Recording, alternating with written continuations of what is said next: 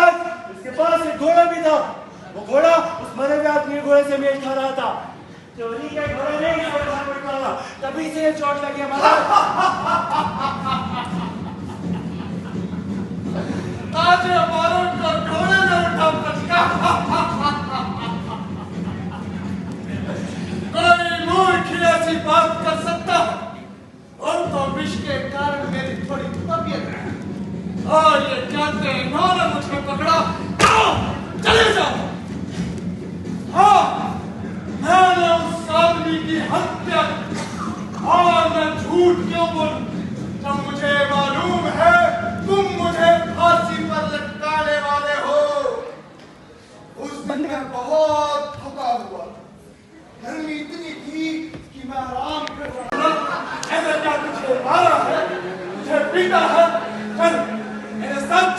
नहीं, एक पत्नी अपने पति के अलावा किसी की नहीं हो सकती।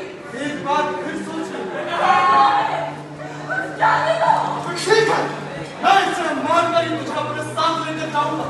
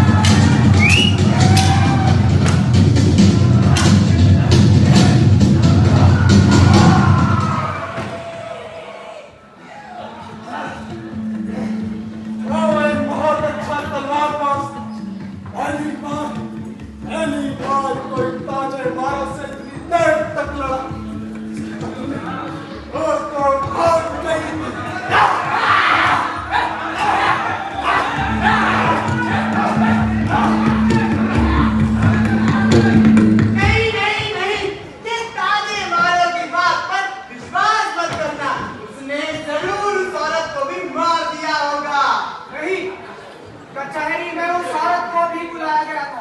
औरत को भी बुलाया गया था? हाँ, सिपाहियों ने उसे पास की गुफा से बरामद किया। पर मंडली सहमी छिपी हुई थी। अरे तो भी सही है ना, उस औरत को इधर उधर छिपना नहीं पड़ेगा। और अगर ताजे मारो ने तो कबूल कर लिया तो उसकी फांसी भी पक्की।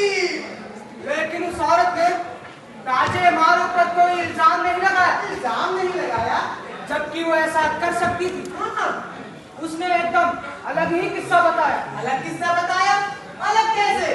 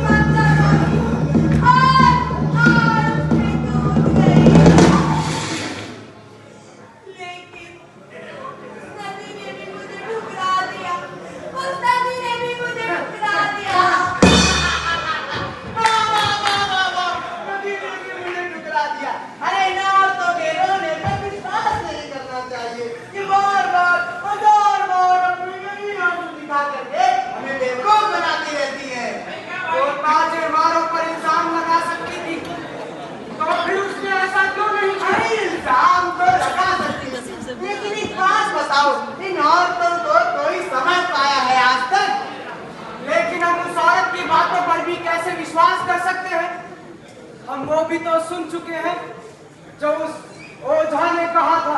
ओझा ने? हाँ, कचहरी में उस ओझा को भी बुलाया गया था जिसकी हत्या हुई, उसकी आत्मा को बुलाने के लिए। अच्छा, तो पति सीधा पर लोग से बोला। कैसे कैसे कैसे बोला?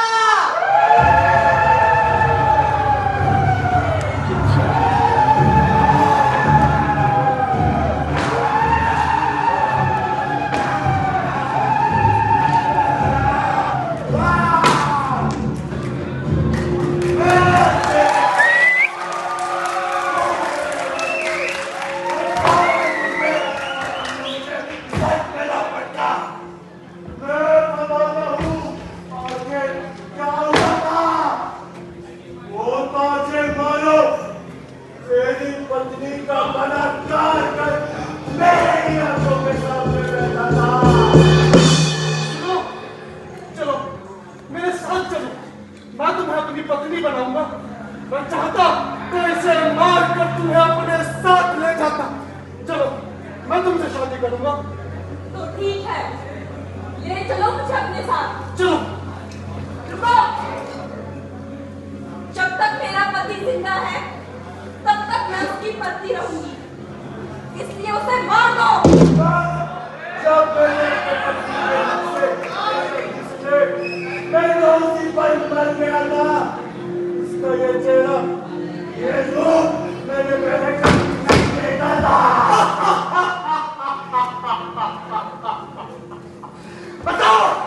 बताओ क्या करूं इसका? आज ये मेरे लिए तुझे मारने को कह रही है, कल किसी और के लिए मुझे मारने को कह रही है। इससे तो बेहतर है मैं इसे मार दूं। और तू एक इशारा कर, तू जो कहेगा मैं वही करूंगा। वो चिल्लाते हुए इस रास्ते की तरफ भागी। इससे पहले कोई यहाँ आए मैं भी भाग जाता हूँ। काफी देर तक सन्नाटा छाया रहा।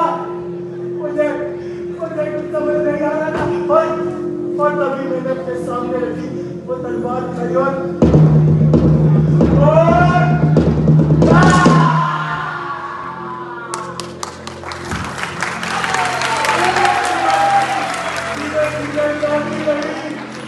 तभी कोई मेरे से दबे गाँव देखने पाया और मेरे सीने पे लगी वो तलवार उठाकर ले गया। और मैं इस अस्पताल में गिरता चला गया।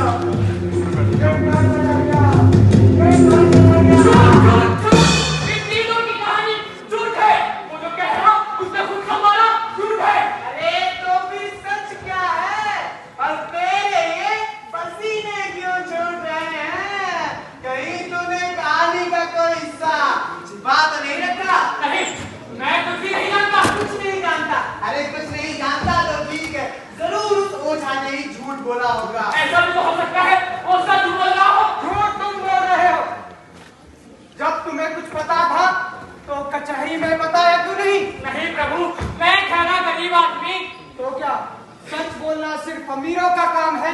मैं फंसना नहीं चाहता था प्रभु। अरे तो तुझे यहाँ किसका फंसने का डर है? बता, तूने क्या देखा था? नहीं, मैं फिर से कोई कहानी नहीं सुनना चाहता। कहानी नहीं सुनना चाहता? अरे ये सब कहानियां तो आजकल आम हुई पड़ी हैं। मैंने तो सुना है इंसानों की कहानियां सुनकर शैतान भी डरने लगे हैं। और तू बता तूने क्या देखा था? बताता हूँ। नगर से दूर लोग की तरह जंगल में मैं जब सब्जियां काटने जा रहा था तो मैंने पहले वो झाड़ियों के पास पड़ा हुआ, उसने घूंघट भी लगा रहा। मुझे ये बात अरे बस, ये कहानी तो हम पहले ही सुन चुके हैं। इसके आगे क्या हुआ? आगे फिर मैंने किसी की रोने की आवाज सुनी। जोर से रोने। देखो मुझे माफ कर दो। मैं तुमसे कितनी बार कहूँ मुझे माफ कर दो। मेरे पास लूट का बहुत पैसा है। नहीं, मैं तुम्हारे साथ नहीं चल सकती। अगर तुम्हें लूट का पैसा नहीं चाहिए तो मैं ईमानदारी से कमाऊंगा, वरना मेरे पास तुम्हें मारने के अलावा कोई दूसरा चारा नहीं है। छोड़ दो हमें, जाने दो। बात का फैसला हम मर्दों में ही हो जाने दो।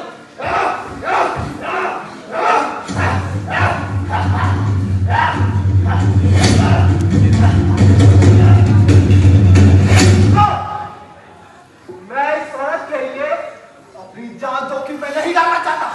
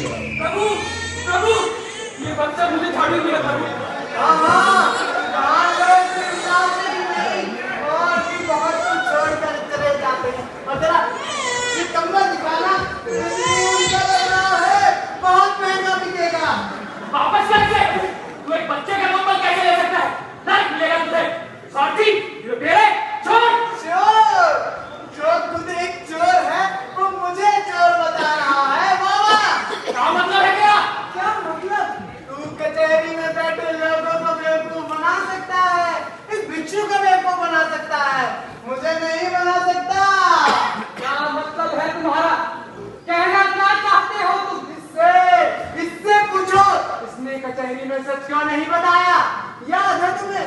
उस ओझा ने क्या कहा था कि जब मैं अंधकार में जा रहा था तब कोई आया और मेरे सीने से वो तलवार निकाल कर ले गया। अरे यही था वो। बता, तूने वो दादी के हत्थे की तलवार कितने की बेची? नहीं, मैं चोर नहीं हूँ। चोर नहीं हूँ? कोई चोर भला तुझको चोर कहेगा क्या?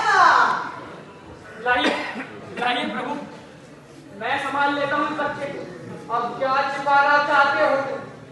कहीं ये बच्चा तुम्हारा तो नहीं? नहीं प्रभु नहीं, मैं कुछ भी नहीं छुपाना चाहते। मेरा कोई भी बच्चा नहीं है। प्रभु, मैं बताता हूँ इसकी सच्चाई क्या है। इसे जब भी कोई नवजात बच्चा मिलता है, ये उन्हें अपने साथ ले जाता है।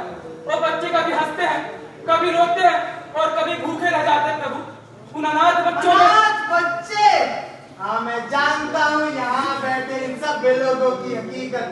ये लोग कैसे उन नवजात बच्चियों को यहाँ मरने के लिए फेंक जाते हैं।